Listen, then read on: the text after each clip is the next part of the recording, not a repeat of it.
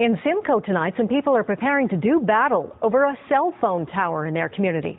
As we showed you last night, one of their neighbors says he gets so sick when he's near cellular signals, he can't live in his own house. And now others are rallying around him, trying to get the nearby cell phone tower taken down. Here's Stephanie Matisse with this CBC News exclusive. A quick drive through this Simcoe neighborhood makes the message clear.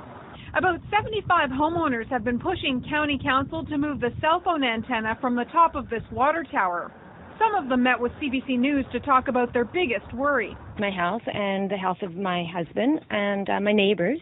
A number of people on our street are sick. An outrageous number of people are not well on our street. Her husband lists 15 neighbors who have recently battled cancer. Breast cancer, breast cancer, esophagus cancer. He admits there's no definitive proof cell phone emissions are the cause, but he says it can't hurt to limit electromagnetic signals in the neighborhood. Dan can never come here. The issue came to a head when the neighbor who used to live here was diagnosed with EHS, or electrical hypersensitivity. A little dizzy, slurring of speech. Dan Curry gets sick whenever he's near cellular signals.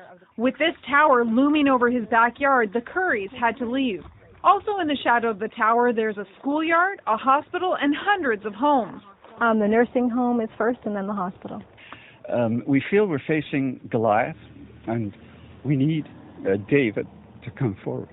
Rogers has a contract with Norfolk County to have the antennas here for 20 years. It's worth about $200,000 to the county. But the protesters say they should have been consulted before the antennas went up a year and a half ago.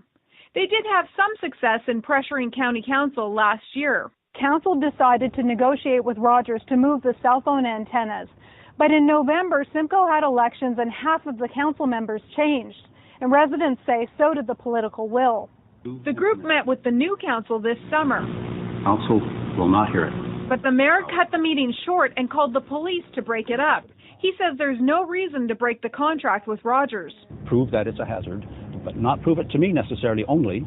You're going to have to prove it to the federal government. Otherwise, if we go to court and try to break the legal and binding contract and we lose, we're talking hundreds of thousands of dollars. In a statement, Rogers says it's being unfairly singled out and that all of Rogers' facilities across Canada fully comply with Health Canada's standards and guidelines. But this group is determined. They're going to council again this week, and they're also pressing their member of parliament to do something. I also spoke with the federal government, and Industry Canada said that it has tested the area and it's safe. It's going to present those findings to Norfolk County Council later this month. And of the 8,000 cell phone towers and antennas in Canada, Industry Canada said none have ever been moved because of health concerns. Now, having said that, there has been a policy change. As of January 2008, residents who live near a place where cell phone antennas will be installed have to be notified before they go up, and that wasn't the case as in this story in Simcoe, Diana. And of course, this is an issue that really resonates, Stephanie, beyond Simcoe. Yeah, these concerns certainly go outside the boundaries of Simcoe, and so a lot of people have health concerns, and you can imagine there have been a lot of businesses that have sprung up as a result. We're going to look at those businesses tomorrow and whether they're playing on fears or legitimately giving some security to concerned residents. All right, Stephanie Matisse on this. Thank you, Steph.